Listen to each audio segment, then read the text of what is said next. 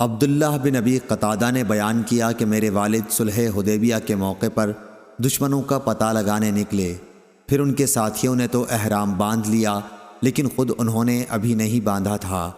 اصل میں نبی کریم صلی اللہ علیہ وسلم کو کسی نے یہ اطلاع دی تھی کہ مقام غیقہ میں دشمن آپ کی طاق میں ہے، اس لیے نبی صلی اللہ علیہ وسلم نے ابو قتادہ اور چند صحابہ رضی اللہ عنہم کو ان کی تلاش میں روانہ کیا۔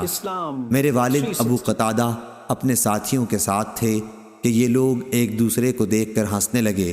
میرے والد نے بیان کیا کہ میں نے جو نظر اٹھائی تو دیکھا کہ ایک جنگلی گدھا سامنے ہے۔ میں اس پر جھپٹا اور نیزے سے اسے ٹھنڈا کر دیا۔ میں نے اپنے ساتھیوں کی مدد چاہی تھی لیکن انہوں نے انکار کر دیا تھا۔ پھر ہم نے گوشت کھایا۔ اب ہمیں یہ ڈر ہوا کہ کہیں رسول اللہ صلی اللہ علیہ وسلم سے دور نہ رہ جائیں، چنانچہ میں نے آپ صلی اللہ علیہ وسلم کو تلاش کرنا شروع کر دیا۔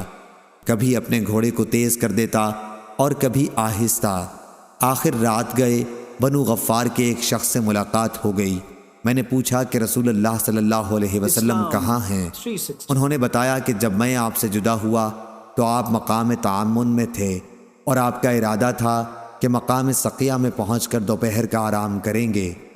غرض میں حضرت صلی اللہ علیہ وسلم کی خدمت میں حاضر ہو گیا اور میں نے عرض کی، یا رسول اللہ، آپ کے اصحاب آپ پر سلام اور اللہ کی رحمت بھیجتے ہیں صلی اللہ علیہ وسلم۔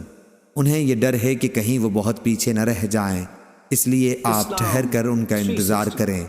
پھر میں نے کہا، یا رسول اللہ، میں نے ایک جنگلی گدھا شکار کیا تھا اور اس کا کچھ بچا ہوا گوشت اب بھی میرے پاس موجود ہے۔ آپ صلی اللہ علیہ وسلم نے لوگوں سے کھانے کے لیے فرمایا، حالانکہ وہ سب احرام باندھے ہوئے تھے۔ صحیح بخاری حدیث نمبر 1821۔